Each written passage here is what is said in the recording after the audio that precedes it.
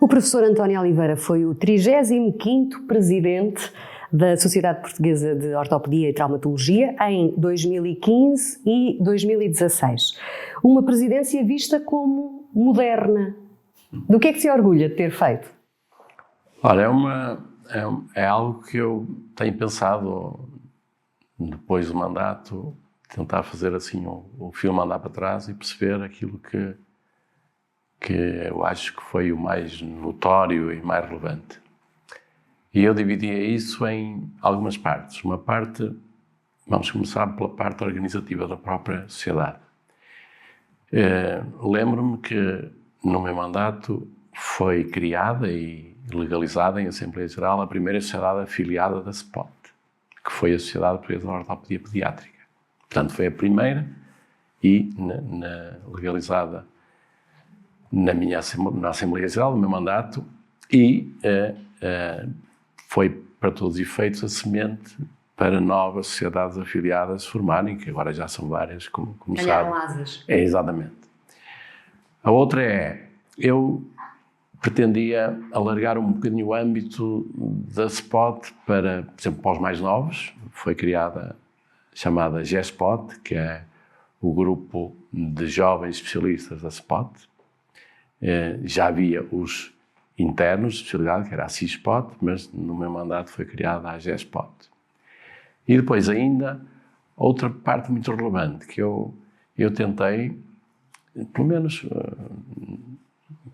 lancei as sementes para isso, que foi criar protocolos e recomendações de atuação clínica e, por exemplo, de relações interhospitais e interserviços, com, por exemplo, normas de recomendação para transferir doentes entre serviços de urgência. Tentei e consegui, com várias outras sociedades de outras áreas do conhecimento médico, por exemplo, estabelecer protocolos com a Sociedade Portuguesa de Anestesia sobre a chamada tromboprofilaxia, que é prevenir as tromboses venosas e os tromboembolismos pulmonares. Com a Sociedade de Reumatologia, as osteoporose e outras doenças que, como sabe, são o flagelo do nosso dia-a-dia. E, do ponto de vista ainda, eu continuo a achar que foi relevante, mas do ponto de vista interno, clínico, fomentar reuniões entre os pares, principalmente para discutir casos clínicos, que nós desejávamos desde o início fossem casos clínicos maus, difíceis, com fins pedagógicos. E isso correu tão bem que ainda agora no Norte, o chamado GON, que é o Grupo Ortopédico Norte, continua a ter reuniões ao longo do ano, 3, 4, 5, que se fazem sempre com grande influência e com grande interesse e dedicação. Foram 2 anos muito desafiantes. Muito desafiantes. Mas deixe-me acabar com aquilo que eu acho que foi a parte mais encantadora e assim mais glorificadora desse mandato, eu e a minha equipa, que foi a internacionalização da sociedade, enfim, não só pelos seus membros, mas também pela própria sociedade. E eu citava 2 ou 3. Um deles foi: conseguimos a eleição do Member at Large da EFOR, foi o Dr. António Cartucho, no meu mandato. Isso é muito importante, porque é uma federação das sociedades europeias, ou melhor, a Federação Europeia das Sociedades Ortopédicas. A outra foi, na minha altura, na altura que eu era presidente, e na minha direção, houve presidências da EFOR, com o Dr. Cassiano Neves, e houve também presidência da ESCA, o Sr. Professor Espregueira Mendes. Bom, se não foi exatamente no meu mandato, foi por ali. E a cereja no topo do bolo, que acabámos em Beleza, foi algo que nunca tinha acontecido em Portugal. Portugal foi a Nation Invitée do Congresso da Sofcota em 2016. Portanto, tivemos um lugar de destaque, o país e a sociedade científica, que muito nos orgulha. E como é que chegou aqui à presidência? Era uma coisa que... Como é que isso aconteceu? Costuma-se dizer, isso é um lugar comum, mas foi sempre por alguém que sugeriu. Eu, quando concorri, era relativamente novo, num serviço universitário e já era diretor, mas nunca pensaria, naquela altura, concorrer à presidência da SPOT, que geralmente era para os mestres mais idosos, mais em fim de carreira. Mas pessoas do serviço, pessoas da sociedade ortopédica a nível nacional, começaram a pressionar-me e a cativar-me, e foi assim. E ganhei com grande margem, correu tudo muito bem e não me arrependo nada. E gostou? E gostei. Doutor, o senhor nasceu em Felgueiras, no distrito do Porto. Exatamente. E foi no Porto que tirou o curso de Medicina, não é? Exatamente. Porquê Medicina? É uma boa pergunta também, mas olha, não foi por influência de nada. Eu costumo dizer, não, mas alguém desde pequenino que queria ser médico, não tive essa vocação. Influências familiares também não tive. Mas não vou negar que eu sempre fui muito aluno e no meu imaginário, ali da adolescência, ponderei ser médico, mas nunca imaginei que ia ser ortopedista. E como é que chegou à ortopedia? Bom, aí é mais fácil de explicar. Eu acabei o curso de Medicina na Faculdade de Medicina do Porto, onde tenho ainda hoje muitos amigos, e sabia que iria para uma especialidade cirúrgica. Não tinha ainda definido que ia para a ortopedia, mas que ia para uma especialidade cirúrgica. Porquê? Porque eu acho que a cirurgia é um complemento para o médico. Não interessa só saber, é preciso também fazer, planear. A atividade cirúrgica é algo que eu prezo muito e que nem toda a gente tem essa habilidade cirúrgica, mas vou dizer mais do que a habilidade cirúrgica, é o tal planeamento de como se faz, como é que eu vou resolver isso, como é que eu vou resolver as complicações. Bom, isto para dizer que médico não tive nenhuma vocação especial para o ser, acabei por ser, mas que seria uma especialidade cirúrgica era indiscutível. E dentro das especialidades cirúrgicas, a ortopedia era uma delas, e na altura foi a que eu escolhi, porque era a única que eu tinha disponível, porque não havia outras especialidades cirúrgicas naquela época. Sendo que o senhor destacou-se muito cedo pela perícia cirúrgica na ortopedia infantil e na cirurgia da coluna, nomeadamente no tratamento de escolioses. Sim. É isso. E como é que...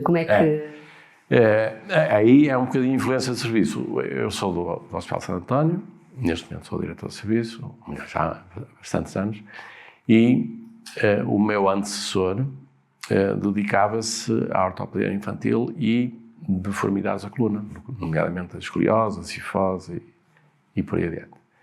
E, portanto, aí foi por, eu diria, estratégia interna do serviço que me indicaram esse caminho e essa possibilidade. E o senhor aproveitou, obviamente, eu aproveitei e estive no estrangeiro a fazer fellowship em Inglaterra e depois, foi seguir, entrei dentro do comboio e depois fazer a viagem. E a ortopedia atualmente está muito diferente de quando começou? O que é que mudou? Sim. Olha, também é uma pergunta interessante, porque eu vou-lhe dar a minha visão, como sempre estou a ser franco. Então é assim, quando eu comecei, a ortopedia tinha coisas más relativamente a hoje. Por exemplo, o relacionamento entre os serviços era muito mau, os serviços estavam fechados em si próprios, não havia praticamente nenhuma reunião entre eles, entre os serviços. Depois havia uma visão da ortopedia muito com o cariz empírico. Pensava-se pouco na ciência, na evidência científica ou até nos protocolos, na avaliação dos resultados. Mas sim uma coisa que eu acho que em relação aos tempos de hoje davam cartas nessa altura, que havia muito mais humanização. Hoje há muito menos humanização da medicina e da ortopedia. De uma forma geral, não é? E isso é fundamental, não é? Isso é fundamental. Doutor, quem o conhece diz que é um homem afável, discreto, de trato muito gentil e é calmo. Mas dizem também que é um predador nato de perdizes. Não há aqui uma contradição, doutor? Isso foi um resumo biográfico com alguma brincadeira à mistura, que com isso eu não sou predador, como é lógico. Mas gosta de caçar uma boa perdiz? Sim, e principalmente para dizer que eu sou um grande atirador. Eu, de facto, sou um grande atirador. Se pusesse aí, olha, ou se tivesse aí, e há um senhor que no tiro aos pratos está ali perto do máximo, era isso. E o que o fascina nisso? Mais uma vez, é um cirurgião, acho que a tal perícia do rigor, nós agora estamos na era da medicina, há bocadinho não disse isso, que é, evoluímos em termos tecnológicos muito, não é? E uma das inovações do momento que estamos a viver, que no meu serviço já executamos, é a cirurgia robótica. Que é que essencialmente ela trouxe a rigor. Portanto, um bom atirador, pratos, até dos animais, mas essencialmente de objetos, que consegue prever o voo do prato e acertar-lhe naquele tempo, mas que tem que ser de grande rigor, é um bocadinho, eu acho, uma marca de um cirurgião. Portanto, isso diz mais respeito a isso. Doutor, quais são os grandes marcos da sua carreira? Olha, também não é difícil. Eu acabei o curso em 84 e depois entrei logo na especialidade, no Hospital Santo António, e acabei a especialidade em 93. Comecei como ortopedista e subi todos os graus da carreira médica até acabar como chefe de serviço. Sempre diziam lá que tive uma ascensão meteórica. E fui diretor de serviço num hospital central universitário com 44 anos, que na altura era quase um escândalo. Fui chefe de serviço em 2006 e, como há bocadinho disse, diretor de serviço desde 2004. Isso é parte, vamos chamar-lhe, clínica e de gestão. A parte académica, eu fiz doutoramento em 2000, ligado à coluna, e atingi a regência e sou catedrático desde 2006. Portanto, está a ver que, assim, desde muito novo que consegui atingir, enfim, essa...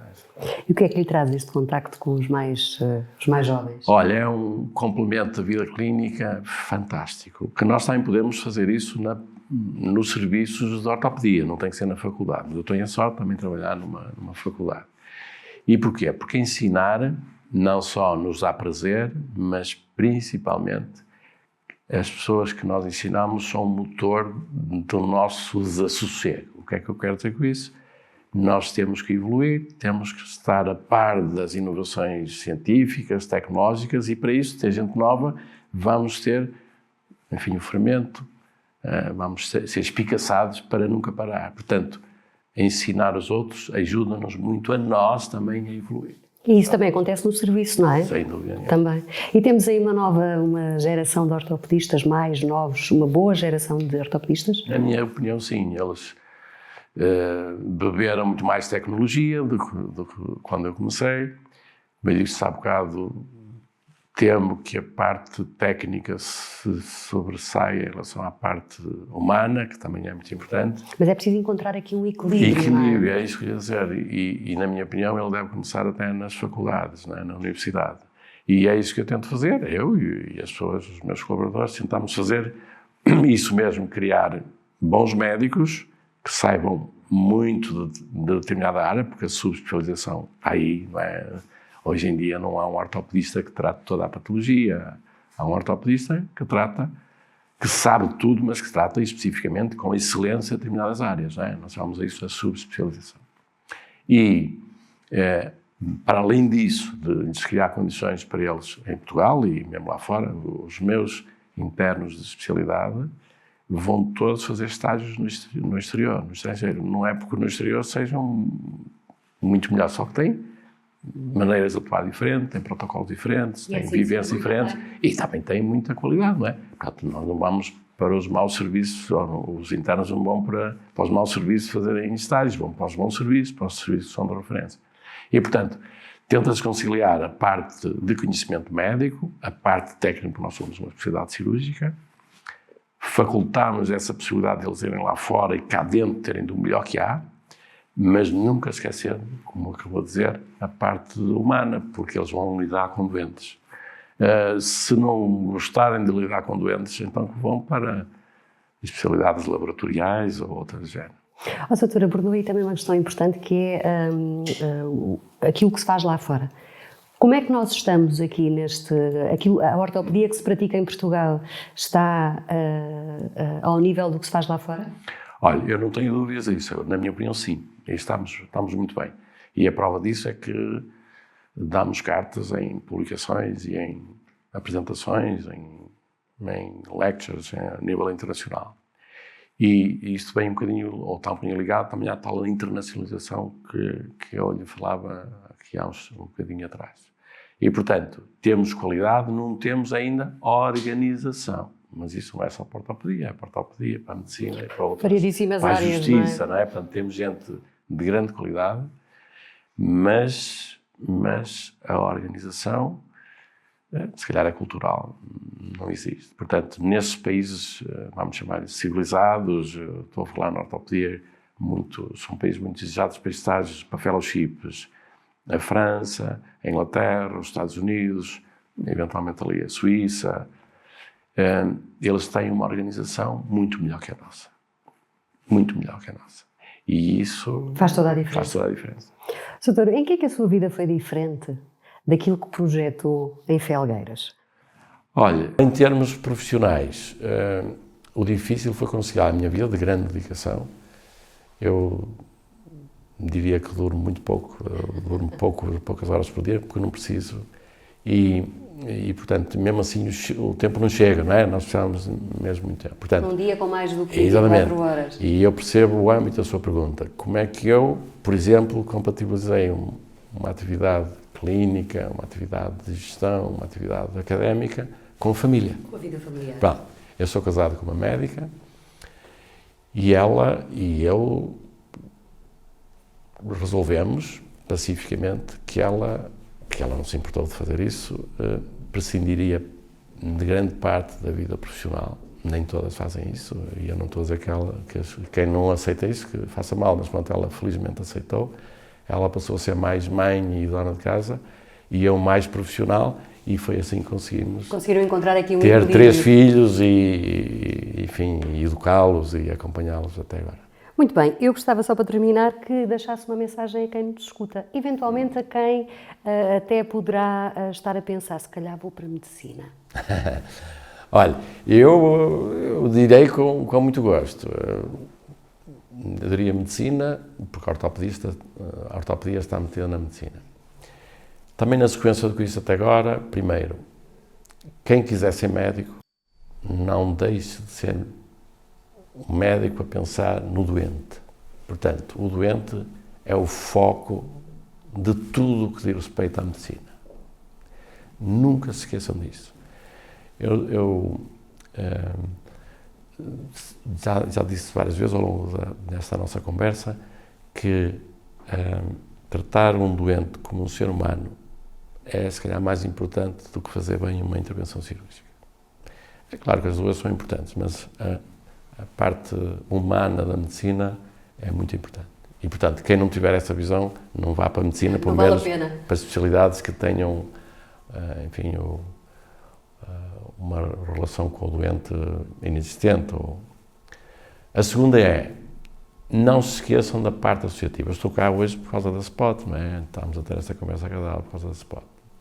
E a vida associativa na medicina, na ortopedia e noutras especialidades, é muito importante por vários motivos. Eu diria assim de uma forma resumida. Primeiro, porque é um palco onde se pode aprender e onde se pode mostrar aquilo que fazemos.